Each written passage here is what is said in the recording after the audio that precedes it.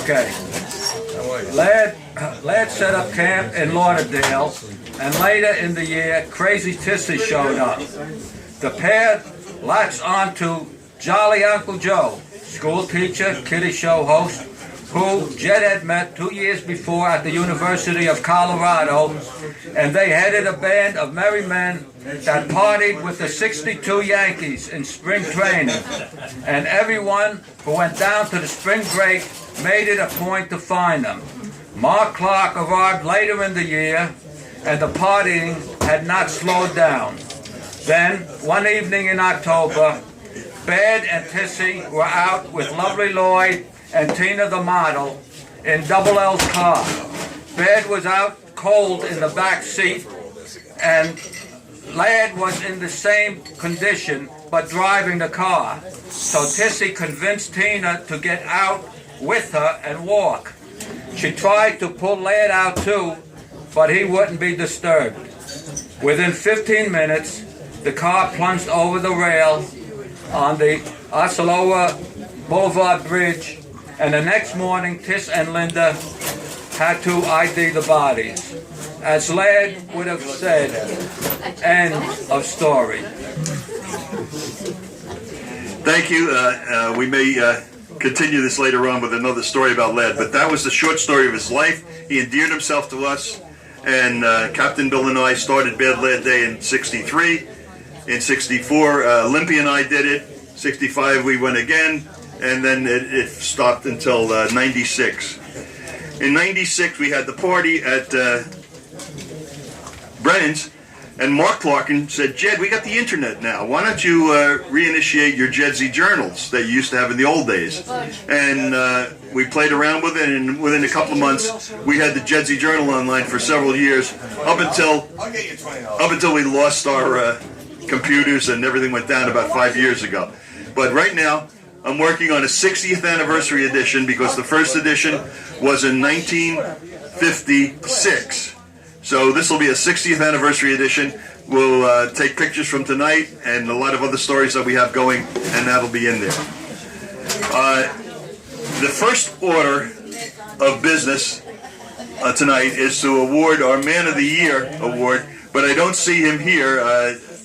Ed Lucas. Hey, Bill. Anybody see Ed Lucas? No. No, I'm a little worried. This place is hard enough to find, and Ed is blind, so it's going to be really hard. So if you see somebody bumping into buildings, let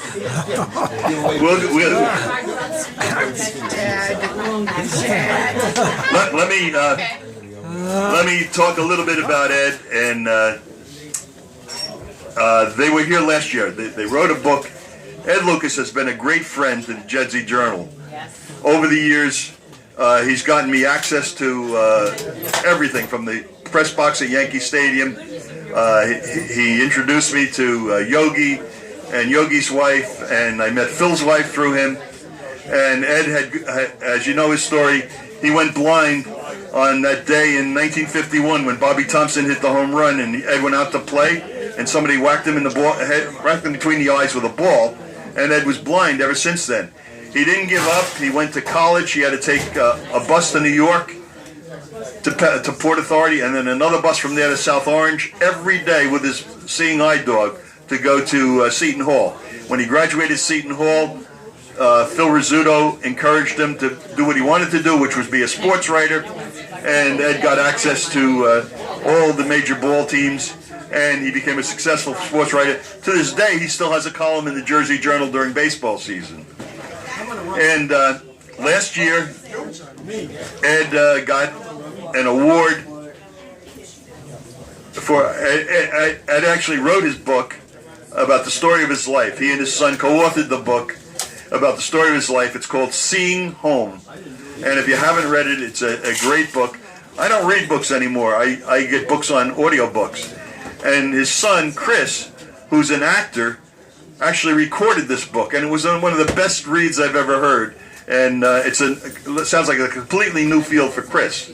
But if you get a chance, Seeing Home, they were here last year to talk about it. They went on a tour around the country publicizing the book, Ed's upbringing in Jersey City, and all the local stories that make us proud of him. And so this year's Jedsey Journal Man of the Year Award goes to Ed Lucas, and he's not here to receive it, and I wanted to take a picture of it with him. So let me just show you the award. Have you read that, Joe? Have you read Sing Home?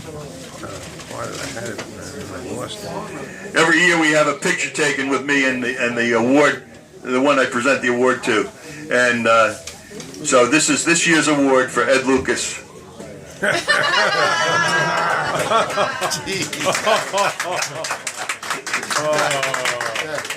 Jedsey. I had a terrible day today. My computer, when I went to print the award, we're down to my wife's computer, and that was jammed up. And that was jammed up. And I couldn't print that. When I was putting Ben's picture on the wall, I cracked the thing. I had to go home and get that. My battery ran dead on my drill while I was putting these pictures up. When I went home to get these stanchions to cordon off this portrait, one of these went through my front windshield.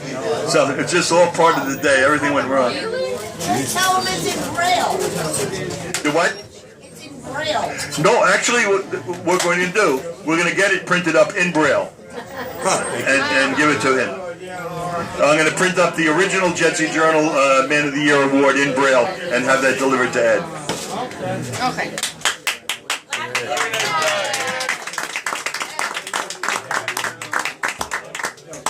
Now burn. Let me finish up the bad lad story. Another station. This is a story. This is a story about bad lad, and we call it the baddest story ever told. It was in the Jedsey Journal. It was a favorite of mine. My favorite bad lad story, and perhaps my favorite story, is about One the of us. unexplained paranoia that my mother had for him. Perhaps it was based on his moniker, but Mommy, who had never seen him or knew anything about him directly, would break into hackles at the mere mention of his name. Once this was discovered, she was of course fair game, and it became a running gag for anyone coming to my house to let slip that he was coming by to pick me up next week. Bells and whistles and sirens would go off, and Mommy would completely lose her cool and run around screaming, "No, he won't! He won't come near the house. I'll call the police," and on, to the amusement of everyone except poor Mommy, who never realized, no matter how often it was done, that her Pavlovian chain was being yanked. Here we go. Ed Lucas, folks. All right. So you have to do the Lucas thing again. By the summer of 1961, I had been completely seduced by images of Europe gleaned from the films To Catch a Thief and Ian Fleming's 007 books, and the tales of Ralph DeSivo, who was working on the Canard lines. I decided that after graduation there should be more to the summer than going to the shore, and I would somehow summer in Europe. Although she opposed this radical idea completely, in the end Mommy provided the major financial backing and wished me a bon voyage. My trip, which was unusual at the time, also brought out her snobism, and she hoped I would meet a better clientele of people than my current group of cronies, who were always getting me in trouble. She loved telling those that Jack is on the continent this summer. Also, when anyone who I met in Europe came through New York, she was ready to roll out the red carpet for him. One night in the fall of 1961, Ladd, Captain Bill, and Bart Sheehan rendezvoused at Ace Kennedy's apartment on Belmont Avenue to put in their one-third share of the $1,000 to cover the damages from the house wrecking party. Ladd was the first to arrive, clad in a vested suit and straight from his first ever job, where he was working for his uncle on Madison Avenue. Since we had time to kill, Ace hatched a plan where Baird would go across the street to my house and call for me, saying he was Goodrich Bradley and had met me in Europe. A few moments after he left Ace's, I was summoned home, where Richie Bradley stood on the front porch and explained to me in front of Daddy that he was staying at the Biltmore on his way back to Shaker Heights, Ohio, and he had come over to surprise me.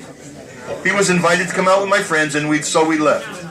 Mommy wasn't home, but the fly had been cast out on the pond, and when she returned, she took it like a big wide-mouthed bass. The next morning, she asked if I'd like to invite my friend over to dinner, and a phone call to Biltmore would confirm that Goodrich could indeed accommodate this invitation in his busy schedule. All that remained to do was to rouse Bad Lad, who was sleeping it off till 3 p.m. at Ace's, clean him up, and point him toward our house at dinner time.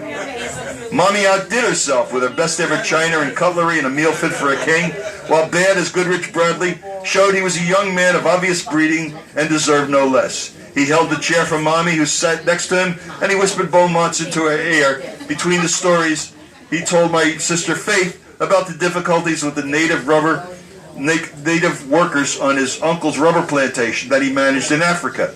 And although he never came right out and said it, you just knew that he was one of the B.F. Goodrich family heirs.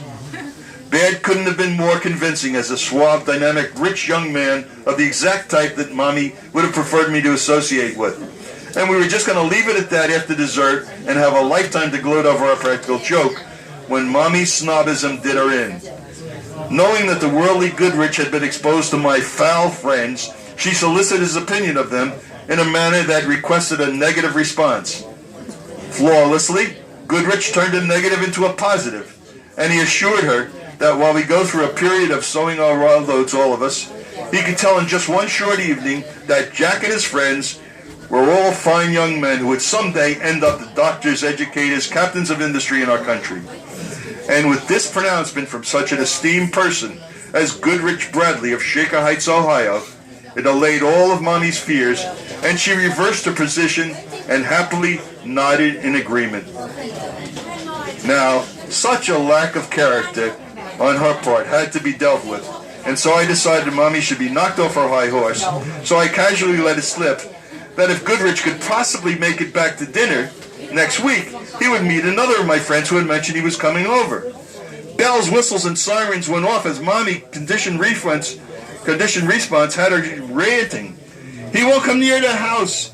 I'm going to call the police, etc., etc., etc. She had gone berserk, completely oblivious to our guest, which embarrassed 8-year-old Peter, who tried to calm her down and also find out who she was talking about, since no one's name had been mentioned.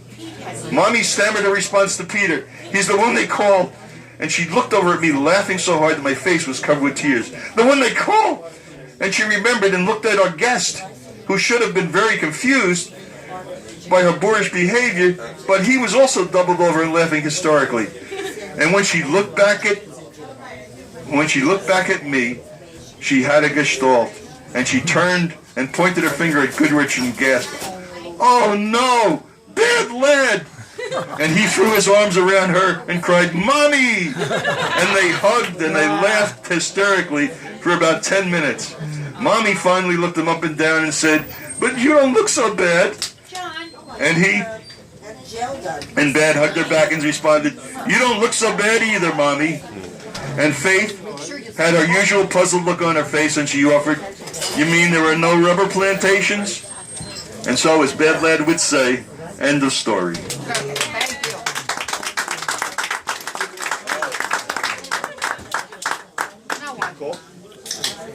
Get a phone call?